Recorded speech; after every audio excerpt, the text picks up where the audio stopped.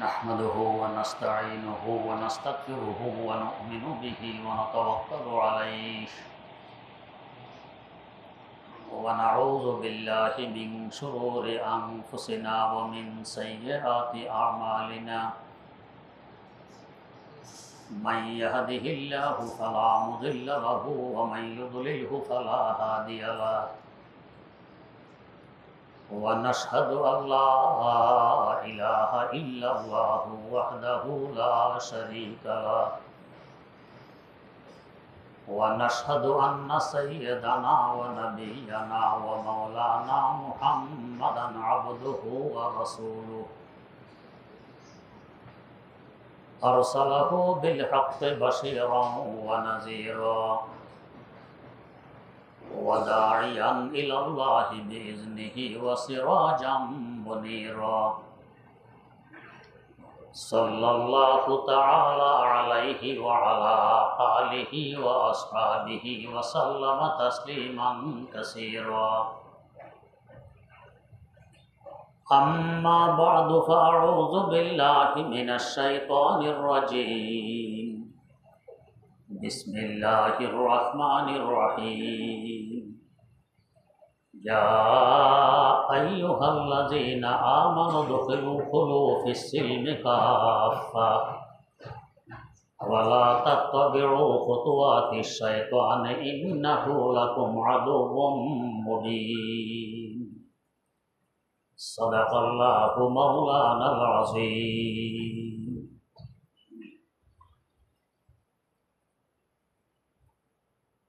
মুসলমান সম্পর্কে বয়ান চলছিল। মুসলমান হতে হলে 5 প্রকারের কাজ আঞ্জাম দিতে হয়। প্রথম নম্বর আকীদা,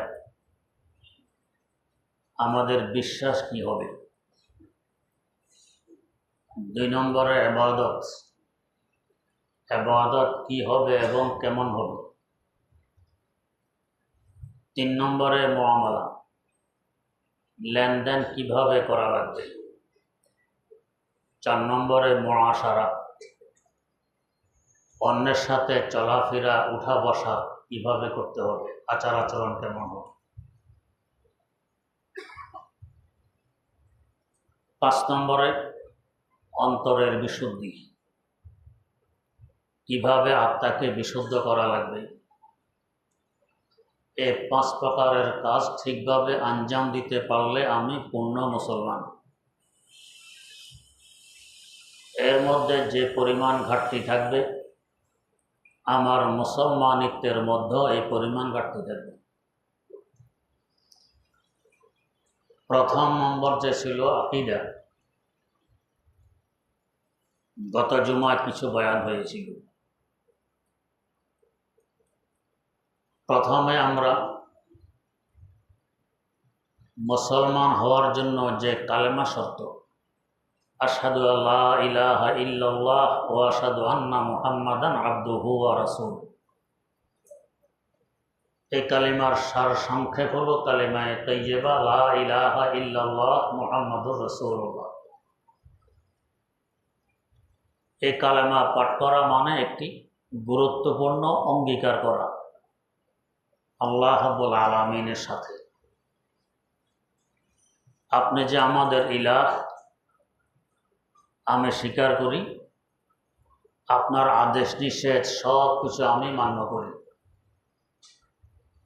কোন তরিকা, কোন নিয়মে, মুহাম্মাদুর রাসূলুল্লাহ, হযরত মুহাম্মাদুর রাসূলুল্লাহ সাল্লাল্লাহু আলাইহি ওয়াসাল্লামের তরিকায়, ওনার নিয়মে। গুরুত্বপূর্ণ একটি অঙ্গীকার। এর বাইরে আমার কোনো কথা, আমার কোনো কাজ, আমার কোনো সমর্থন হবে না। যদি হয় আল্লাহ পাকের এই আদেশ লঙ্ঘন করে ফেললাম, উদখুলু ফিস সিলমি কাফা, ইসলামে পুরোপুরি দাখিল হোক, পুরোপুরি হতে পারলাম। যেমন ধরুন,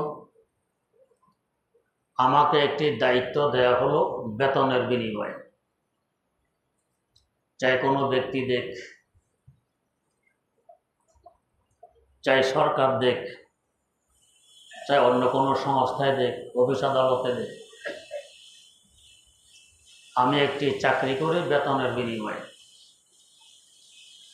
এই চাকরির কী কী দায়িত্ব আমাকে বুঝিয়ে দেওয়া হলো, এর বিনিময়ে আমাকে বেতন দেওয়া হবে। এখন যদি আমি অবহেলা করি, ঠিকভাবে কাজ আঞ্জাম না দিই, অঙ্গীকার ভঙ্গ হয়ে গেল, আমার পুরা বেতন বৈধ হইল না।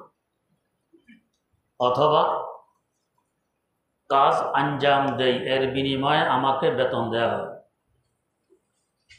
যার কাজটি করে দিচ্ছি এই বেতনের কারণে ওর থেকে আবার অতিরিক্ত কিছু পয়সা গ্রহণ করি, যাকে আমরা ঘুষ বলে থাকি। ঘুষ, এই কাজটা করে দেয় আমার দায়িত্ব, যার চাকরি করি তার পক্ষ থেকে, কিন্তু ওই ব্যক্তি পয়সা না দিলে আমি কাজটি করব না, অঙ্গীকার ভঙ্গ করলাম।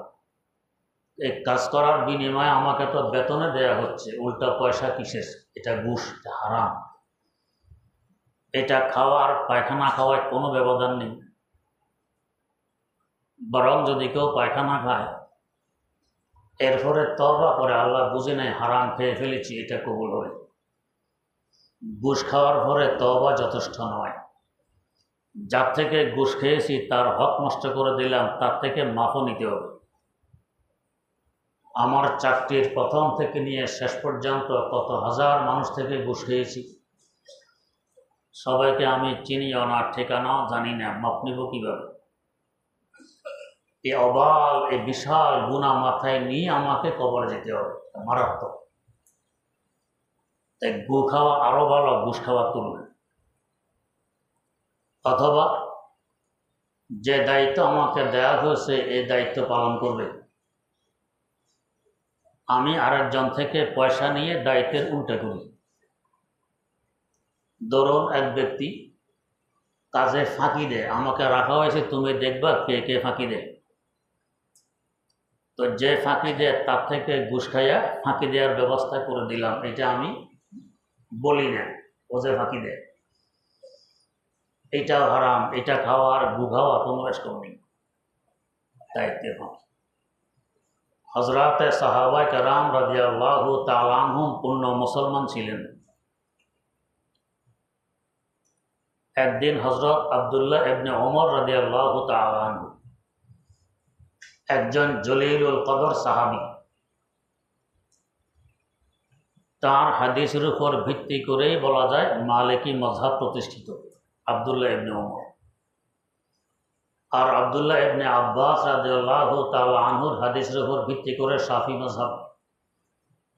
আব্দুল্লাহ ইবনে মাসউদ রাদিয়াল্লাহু তাআলা আনহুর হাদিসের উপর ভিত্তি করে আমাদের হানাফি মযহাব। তো আব্দুল্লাহ ইবনে ওমর অনেক বড় একজন সাহাবী, বড় সাহাবীর ছেলে, দ্বিতীয় খলিফা ফারুক আজম হযরত ওমর রাদিয়াল্লাহু তাআলা আনহুর ছেলে। সফর করতেছেন, সফর করতে করতে এক জায়গায় গিয়ে রসদ শেষ হয়ে যায়। এখন যেরকম জায়গায় জায়গায় হোটেল, থাকার ব্যবস্থা, খাওয়ার ব্যবস্থা আগের যুগে এগুলো ছিল না। শত শত হাজার হাজার কিলোমিটার পর্যন্ত কোনো আবাদি নেই, মানুষ নেই। সফর করতে করতে রসদ শেষ হয়ে গেছে, খাওয়া দাওয়ার ব্যবস্থা নেই। এখানে দেখলেন যে একজন রাখাল কতগুলো ছাগল চড়ায়। আরবরা ছাগলের দুধ, ছাগলের গোশত খুব পছন্দ করে, খুব খায়। এখনো এদের মধ্যে ছাগল, বকরি, উট, দুম্বা ইত্যাদি চড়ানোর কথা। মক্কায়ে মুকাররমা থেকে মদিনায়ে মুনাওয়ারা কিংবা মদিনায়ে মুনাওয়ারা থেকে মক্কায়ে মুকাররমা আসতে যাইতে দেখবেন রাস্তা রাস্তায় উটের পাল, ছাগলের পাল, দুম্বার পাল দেখা যায়, এরা পালে। একজন রাখাল চড়াইতেছে।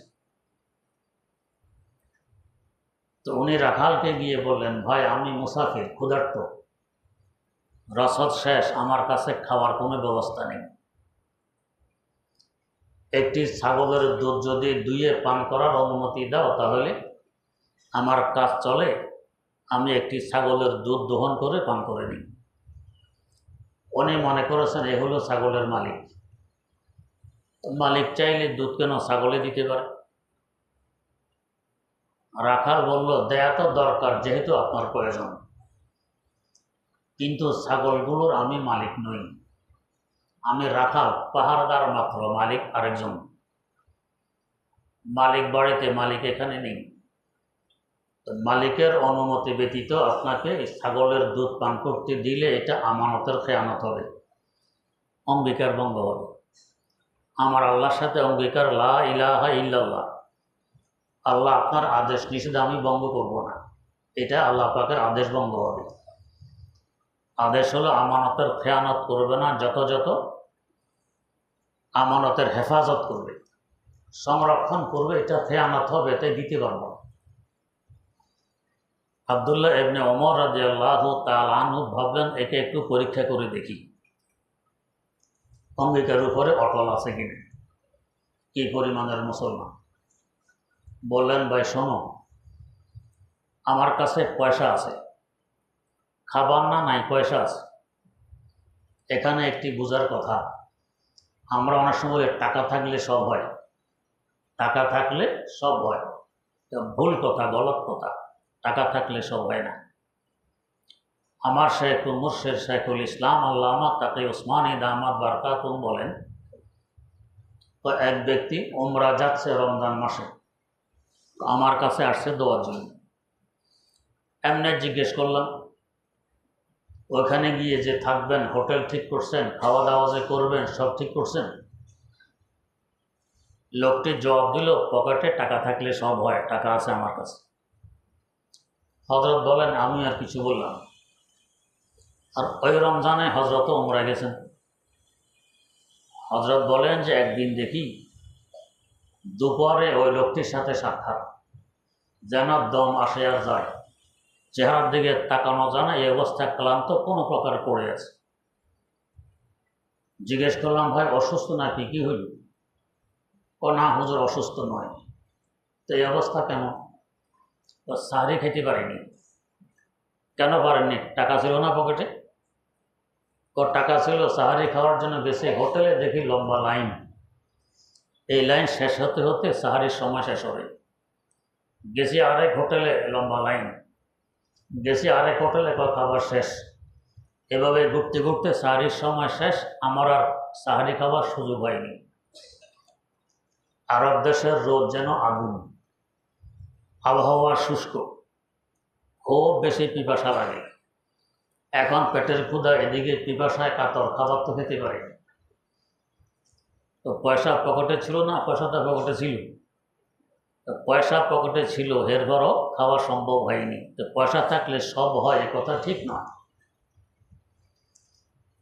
তো ইবনে ওমর রাদিয়াল্লাহু তাআলা আনহু রাখালকে বললেন, বেটা এক কাজ করো, আমার কাছে খাবার নেই, পয়সা আছে, একটি ছাগল আমার কাছে বিক্রি করে দাও। তো মালিককে কি বলবো? ছাগলের মালিক তো আমি নয়, বিক্রি করার অধিকার তো আমার নেই। কয়, দেখো এ ধরনের ছাগল চড়ানোর সময় পাহাড়ের চিপা চাপায় অনেক নেকড়ে বাঘ থাকে, মাঝে মধ্যে বাঘে থাবা দিয়ে ছাগল নিয়ে যায়, খেয়ে ফেলে। তুমি মালিককে গিয়ে বলবে একটি ছাগল বাঘে খেয়ে ফেলছে, আমারও কাজ চলবে, দুধ পান করতে পারবো, তোমারও লাভ হবে, কিছু পয়সা পাবে, একটি ছাগল বিক্রি করে দাও। আল্লাহু আকবার। রাখাল জবাব দেয়, ইয়া আব্দাল্লাহ আইন আল্লাহ, ও আল্লাহর বান্দা, আমার মালিক না দেখবে না, তাকে মিথ্যা বলতে পারবো, তো আল্লাহ কোথায়? আল্লাহ কি দেখবেন না? কেমন অঙ্গীকার, কেমন দৃঢ় বিশ্বাস আল্লাহর উপরে, চিন্তা করুন। এরা হলো পুরাপুরি মুসলমান। ইয়া আইয়ুহাল্লাযীনা আমানু উদখুলু ফিস-সিলমি কাফা, ও ঈমানদার বান্দা, ইসলামে পুরোপুরি দীক্ষিত হও, দাখিল হয়ে যাও। কিছু ইসলাম মানলাম, কিছু মানলাম না, মসজিদে এসে মানলাম, বাইরে গেলে মানলাম না, তো দিন কিছু আবাদতের নাম, মসজিদে যাওয়ার নাম, বাইরে কি আর দিন চলে? বাইরে আমার মন মতো চলবো, এটা ইসলাম নয়। একবার আমাদের কাছে ফতোয়া নিতে আসে এক বেটা, এসে বলতেছে, হুজুর আমি দিনদার মানুষ। সাধারণ কথায় দাবি করা আমি দিনদার মানুষ, এই দাবি করা তো কঠিন।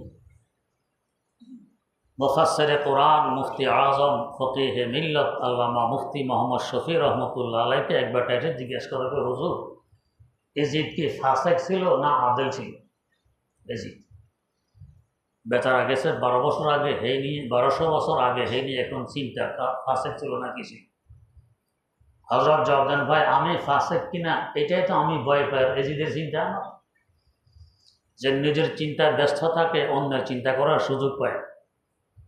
নিজের দোষ ত্রুটি যার সামনে থাকে অন্যের দোষ খোঁজার সুযোগ পায়, আর নিজের দোষ যে দেখে না সে অন্যের দোষ খুঁজে বেড়ায়।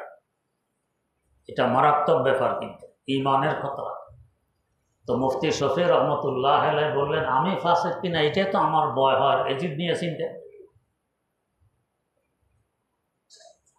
তো ইসলামে কিছু মানলাম না, আর এসে বলতেছে হুজুর আমি দিনদার মানুষ।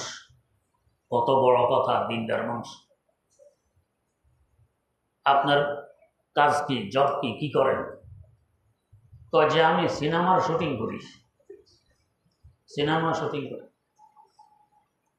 মেয়ে পুরুষ একসাথে, পর্দা খুশিদা নাই, কিছু নাই, ইসলামের অসংখ্য বিধিবিধান লঙ্ঘন করতেছে।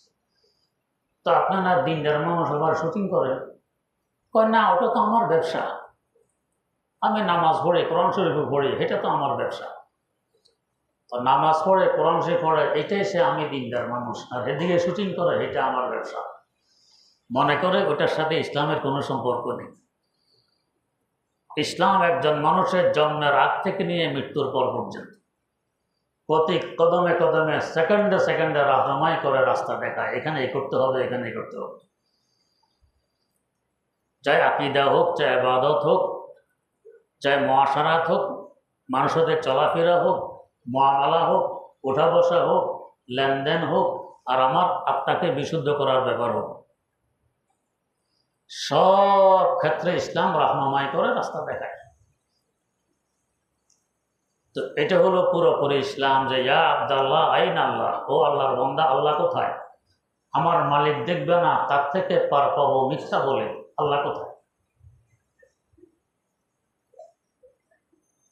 একদিন এক ব্যক্তি রেলগাড়িতে সফর করবে, ব্রিটিশ আমলের কথা। এক এলাকার গ্যান্ডারি খুব ভালো, তো উনি ওখান থেকে কতগুলো গ্যান্ডারি খরিদ করছেন, বাড়ি দিবেন। তো রেলগাড়িতে ওঠার আগে স্টেশনে গিয়ে বলতেছেন, এগুলো একটু মাপুন, কি পরিমাণ ভাড়া দিতে হবে এটা বলে দিন। তো যার দায়িত্ব সে বলে, হয়তো সামান্য বেশি হইতে পারে, এটা ভাড়াটা লাগবে না, আপনি নিয়ে যান। উনি বললেন, ভাই আমাকে গাড়িতে টিটিয়ে ধরবে, তখন কি করব? উনি বললেন, এই গাড়ির যে টিটি আমি তাকে বলে দেব যাতে আপনাকে না ধরে।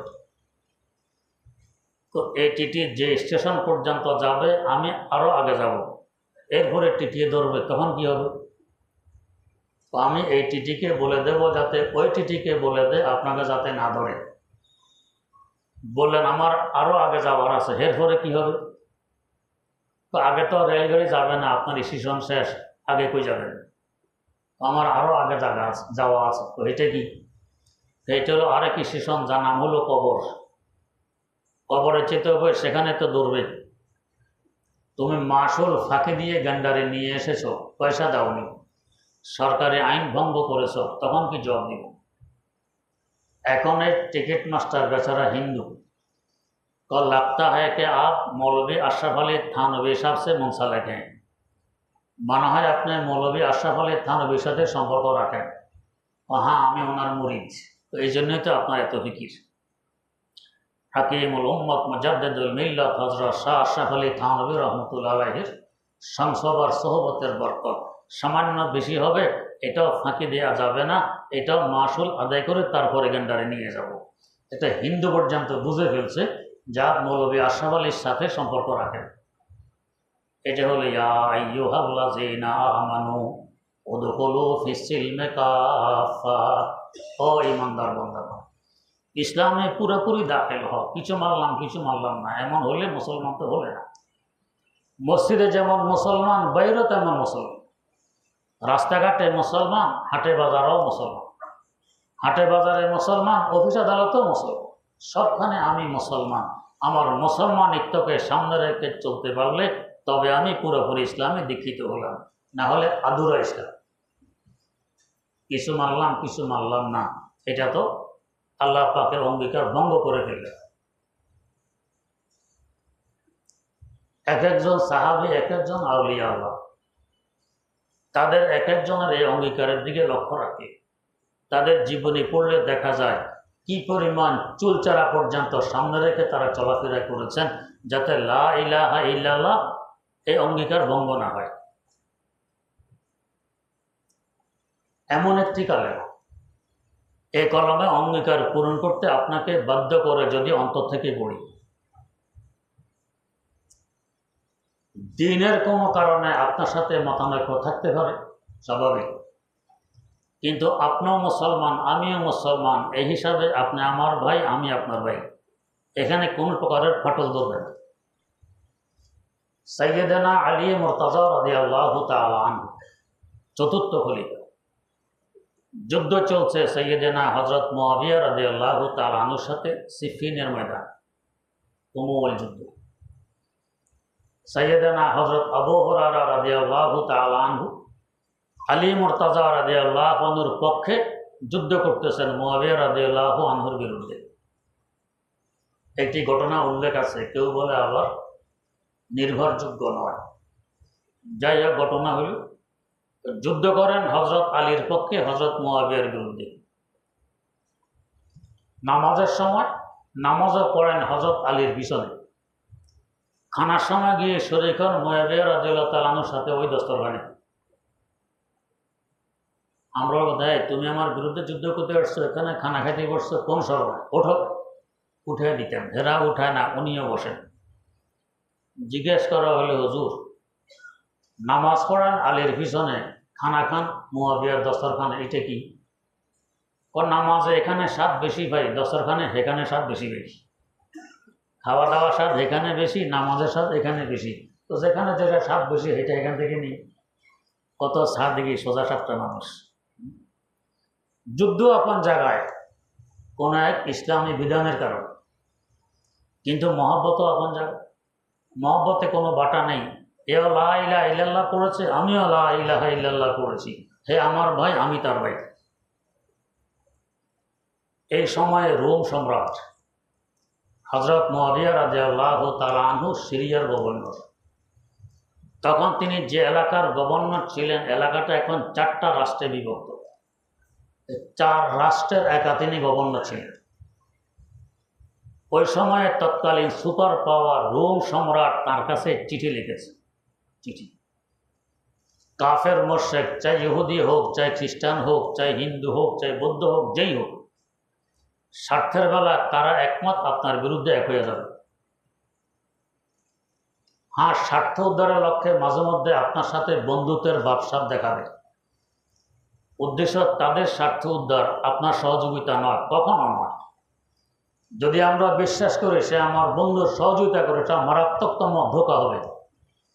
হাদিস শরীফে আছে আল কুফরু মিল্লাতুন ওয়াহিদাতুন, সকল কাফের এক, সকল মুশরিক এক আপনার বিরুদ্ধে। সামান্যতম সুযোগ পাবে সব এক হয়ে যাবে আপনার বিরুদ্ধে। নিজের স্বার্থ দেওয়ার লক্ষ্যে মাঝে মধ্যে আপনার সাথে বন্ধুত্বের ব্যবসা। আদম আদম কা নয়া দহর মে গম খার নেহি, आदम आदम का नए दौर में गमखार नहीं, आके इंसान को इंसान के गमखार करें। दोस्त ज़ाहिर जो चमन के हैं वो बातिन में अबू, जिंदगी उनकी चमनजारों में दुश्वार करें, जिंदगी उनकी चमनजारों में दुश्वार करें। সুযোগ পাবে উল্টা সবল মারবে। রোম সম্রাট, ওনার পাশে মুআবিয়া রাদিয়াল্লাহু তাআলা আনহুর রাজ্য। চিঠি লিখলো মুআবিয়া রাদিয়াল্লাহু তাআলা আনহুর নাম। কি চিঠি? মুআবিয়া, আমি শুনেছি তোমার ভাই আলী তোমার সাথে বাড়াবাড়ি করতেছে। আমি শুনেছি তোমার সাথে তোমার ভাই আলী বাড়াবাড়ি করতেছে। আমি তোমার সাহায্যের লক্ষ্যে সৈন্য পাঠাই দিছি, অস্ত্রশস্ত্র পাঠাই দিছি। কত বড় অফার, সুপার পাওয়ার আমার সাথে থাকলে আর কি লাগে? এক ধরায় আলী কোথায় যাবে? আমরা বলতাম, জি হুজুর, মাশাআল্লাহ, আপনার কত বড় বড় মানুষ, যে আসেন, সব খরচ বরচ আমি বহন করবো, যে সৈন্য পাঠান। আল্লাহ ক্ষমা করুন, যে এখন আমরা করতেছি।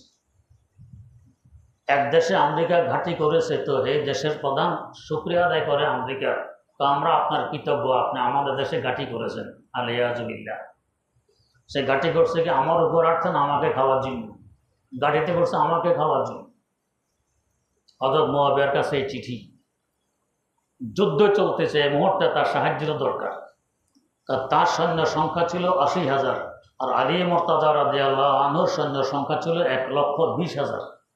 ৪০,০০০-এর ব্যবধান। হযরত মুআবিয়ার হেরে যাওয়া নিশ্চিত।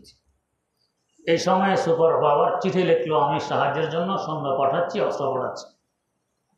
কত বড় অফার! কিন্তু লা ইলাহা ইল্লাল্লাহ স্বীকার করে নিয়েছেন হযরত মুআবিয়া রাদিয়াল্লাহু আনহু। এই হিসাবে আমি আলীর ভাই, আলী আমার ভাই।